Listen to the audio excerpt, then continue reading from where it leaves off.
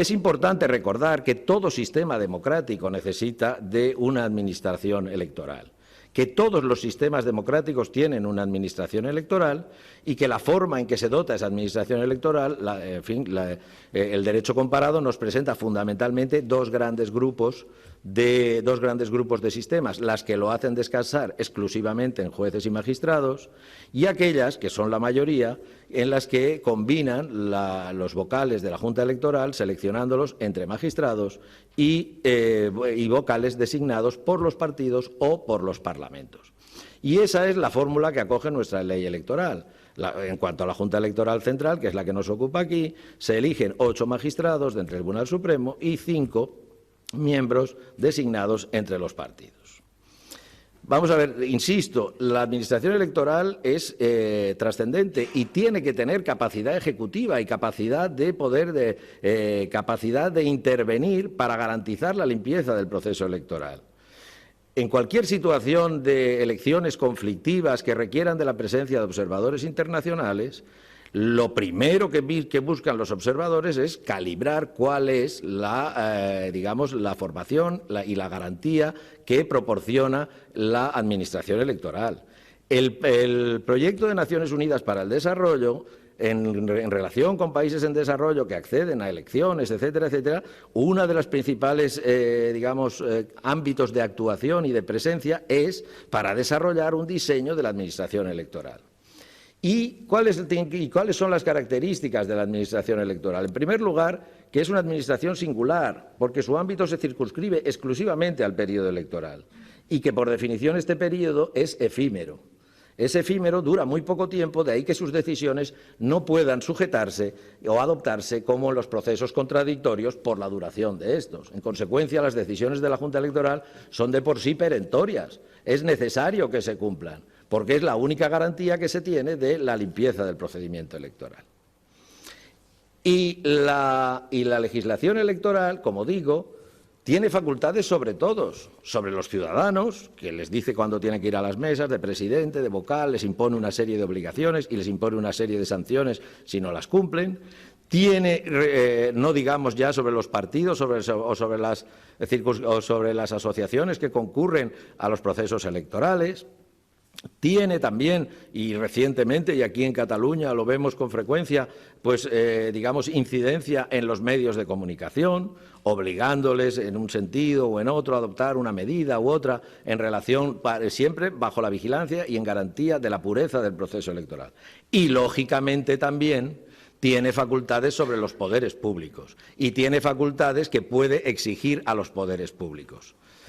Dice el artículo 50.2, solo leeré este parrafito, que es un poco el que nos convoca aquí, pero el artículo 50 habla, entre otras cosas, de las obligaciones de los poderes públicos.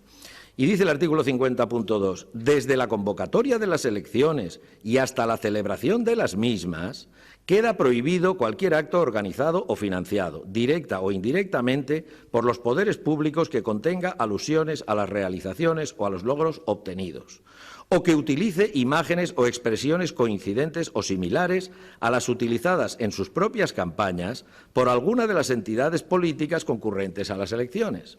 Bien, aquí lo dice muy claro, queda prohibido.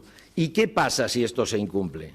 ¿Quién puede hacer valer las consecuencias de un incumplimiento de esta prohibición? Prohibición que, como acabamos de leer y como acaban de escuchar, es una prohibición que va dirigida a los poderes públicos. Por lo tanto, negar ejecutividad, y lo veremos luego cuando hablemos de si es o no órgano superior, pero negar la eficacia, o mejor dicho, el ámbito competencial de la administración electoral respecto de todos los poderes públicos, de hecho acabamos de ver, requerimientos o inicios de expedientes sancionadores, incluso al propio Gobierno de la Nación, pues desde luego eso es porque es la competencia exclusiva y excluyente de la administración electoral. Y por eso quería hacer mención a este respecto. Bien, como digo, existe ese deber de neutralidad en periodo electoral y nos gustará más o menos, será más o menos transversal, pero el mensaje que emite el lazo amarillo o la bandera estelada no es compartido por la totalidad de la ciudadanía de Cataluña. y, por lo tanto, no es neutral. Y al no ser neutral no hay ningún atisbo de una decisión injusta o prevaricadora por parte de la Junta Electoral Central. Será más o menos acertada, podrá ser o no revisada por el Tribunal Supremo, pero desde luego no es un mensaje, digamos, caprichoso o teledirigido en fin, o enfocado exclusivamente a situar en el banquillo de los acusados al hoy presidente de la Generalitat. No es eso. Bien, vayamos pues con las cuestiones, digamos, volvamos otra vez, perdón por...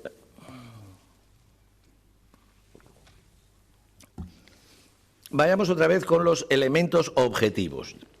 Elementos objetivos, decíamos, tiene que haber una orden y la orden existe. Todos la conocemos, la hemos repetido hasta la saciedad. No nos vamos a detener más en ello. Bien, y decíamos, la orden tiene que ser emanada de un órgano competente y revestida del procedimiento y que se haya dictado con arreglo al procedimiento legalmente establecido. Vamos a ver, se arguye desde la defensa de la falta de competencia por parte de la Junta Electoral Central. Y lo primero que tenemos, antes de discutir esa cuestión o ponerla en tela de juicio, como la pondremos, me gustaría resaltar la primera cuestión que se nos viene a la cabeza es, pero oiga, ¿nadie se había dado cuenta de que esta era una orden dictada por un órgano incompetente, con todos los que han intervenido aquí? En sus muchas declaraciones, ya digo que han sido unas cuantas, en tomas de posición, las que se reflejaron en notas de prensa, las que hizo en medios de comunicación, etcétera, etcétera, el acusado jamás puso en cuestión la incompetencia del órgano, jamás. Desde luego, en todas esas declaraciones, yo no oía al acusado, bueno, ni yo ni nadie oyó al acusado, diciendo, oiga, no la cumplo porque no la ha dictado la Junta competente. Dijo otra serie de cosas, las que ponen allí en sus notas, las que ha reflejado la portaveu del Govern, etcétera, etcétera. Pero desde luego no dijo nunca que decir, oiga, es una lástima, yo la cumpliría si la hubiera dictado la Junta Electoral Provincial, pero como la ha dictado la Junta Electoral Central, no la cumplo. Es decir, no se dio cuenta y nadie mencionó esa falta de competencia. En los escritos de reconsideración que se pusieron, esos que hemos dicho antes que benévolamente fueron admitidos, incluso uno que se interpone en el mismo, en fin, antes de que se dicte la resolución de día 11, ya hay un escrito del presidente de la Generalitat de Cataluña. En el escrito de resolución, en el escrito, como decíamos, de reconsideración, en el escrito posterior a la reconsideración respecto de la resolución del 18, en ninguno de ellos se menciona la falta de competencia de la Junta Electoral Central. Se ponen toda una serie de argumentos, de requisitos, en fin, de invocaciones, de libertad de expresión, de resoluciones del Parlament, que desde luego, en fin, no son leyes del Parlament de Cataluña y desde luego resoluciones, solo hay la que se ha hecho mención de la estelada y las otras a las que se invoca son pura y simplemente el rechazo de unas proposiciones de ley. Pero que desde luego esas resoluciones, cualquiera que sean, desde luego el rechazo, nada. Y la otra, la de la resolución en la que avala que la estelada es el anhelo, etcétera, etcétera, pues bueno, eso no es más que lo que es una resolución, pero en ningún caso es fuente de derecho. Pero no me quiero distraer. Es decir, en esos escritos de reconsideración, frente a las decisiones, tampoco nadie dice nada de que sea falta de competencia. Y, ojo, quiero pensar que esos escritos de reconsideración estarían, en fin, elaborados o asesorados, en fin, o en las que colaborarían juristas, quiero pensar que juristas de reconocida competencia. Tampoco, remontándonos a las resoluciones de 2015, 2016, 28 de abril, etcétera, etcétera, pues tampoco allí se plantea la competencia de la Junta Electoral Central, cuando me refiero a las que hemos leído antes, a la resolución de mayo de 2015 y a la sentencia de 2016. A nadie le plantea la competencia y efectivamente cuando se consolida esa doctrina de retirada de simbología, etcétera, etcétera, etcétera. ¿Y cuándo aparece lo de la ausencia de competencia? ¿Cuándo se menciona por primera vez que acaso la Junta Electoral Central pueda no ser competente? Pues aparece cuando se recurre la resolución del 21, que esta vez sí que se recurre ante el Tribunal Supremo, y esa resolución del 21 que ya comportaba la deducción de testimonio al Ministerio Fiscal. Es decir, sabiendo que eso puede acabar en una querella y puede acabar en un procedimiento penal, como está acabando y como acabará hoy, precisamente es esa ausencia. Entonces aparece, sí, oiga, que no es competente la Junta Electoral Central, que puede que no sea competente. Pero ya digo, nadie se había dado cuenta. En fin, ¿alguien puede creerse, como hemos dicho antes, que el acusado hubiera dictado la orden de retirada de símbolos y la hubiera acordado la Junta Electoral Provincial? Después de lo que ha dicho aquí y de su declaración, que la ha hecho con toda libertad y, desde luego, en fin, a pura satisfacción. ¿De verdad que estamos en un problema exclusivamente de si era competente la Junta Provincial o si era competente la Junta Central? Vamos a ver, ¿por qué es competente? ¿Por qué consideramos que es competente la Junta Electoral Central? Primero, porque es una decisión que afecta a un territorio supraprovincial. Lo razonable sería que fuera la Junta Electoral de la Comunidad Autónoma de Cataluña, pero resulta que la Junta Electoral de la Comunidad Autónoma de Cataluña no existe. ¿Por qué? Pues porque las fuerzas políticas, los partidos políticos, en fin, los que han integrado el Parlamento de Cataluña, han sido incapaces de promulgar una ley electoral autonómica en los últimos 35 años. Bien, pues ¿cuál es la alternativa respecto de un mandato que concernía a la totalidad de los edificios de la Generalitat de Cataluña? ¿Cuál es la alternativa? ¿Tenía que haber puesto el reclamante o el quejante 4 reclamaciones en cada provincia? ¿Podía haber puesto una sola en la de Barcelona en lo que atañe a los servicios centrales de la Generalitat y haber pedido su revisión, etcétera, etcétera, a las demás provincias? Desde luego, me parece que son, en fin, creo que no son respuestas satisfactorias ni razonables, más teniendo en cuenta, reitero, que ya había un contenido, que ya había un criterio consolidado por parte de la Junta Electoral. Hay que hacer 4 quejas para cada provincia y, por otro lado, no podemos olvidar también que la Junta Electoral, que había ya formulado, que ya tenía ese criterio consolidado, tiene capacidad para revocar, incluso de oficio, las decisiones de las juntas electorales provinciales.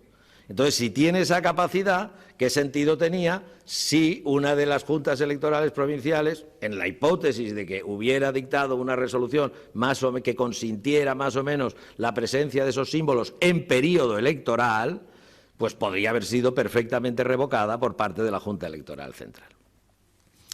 Bien, el siguiente argumento, el que se dice que la Junta Electoral Central no es autoridad superior. Creo que ya más o menos lo hemos ido contestando o refutando, pero vamos a ver, vuelvo a insistir, la Administración electoral tiene la capacidad que tiene, está limitada al ámbito electoral y desde luego que es superior. Es superior al presidente de la Generalitat, es superior al presidente del Gobierno y es superior a todos los poderes públicos que puedan verse concernidos por una operación electoral o que pueda poner en juicio la limpieza del procedimiento electoral. En uno de los escritos se decía, no, es que el presidente de la Generalitat es un órgano constitucional y la Junta Electoral no es un órgano constitucional. ¿Cómo que no es un órgano constitucional? El artículo 70 de la Constitución prevé precisamente la creación de una ley electoral y, en consecuencia, se prevé que esa ley electoral, evidentemente y necesaria y naturalmente, ha de contemplar la figura de una administración electoral, porque si no, entonces sí que no hay sistema democrático. Entonces, solo existen 2 opciones, o bien no hay ninguna autoridad superior que pueda hacer exigir o que pueda hacer cumplir el mandato contenido en el artículo 50, o bien la autoridad superior es la Junta Electoral Provincial. Con lo cual tenemos que, efectivamente, la Junta Electoral Provincial, que su nombre indica, es inferior al ámbito de la comunidad autónoma, sería la que tendría facultad o sería la superior, sería la autoridad superior a que se refiere en relación con el presidente de la Generalitat, que domina o que en definitiva es el presidente de las 4 provincias de Cataluña. Por lo tanto, es una opción que no tiene sentido, es una opción que conduce al absurdo.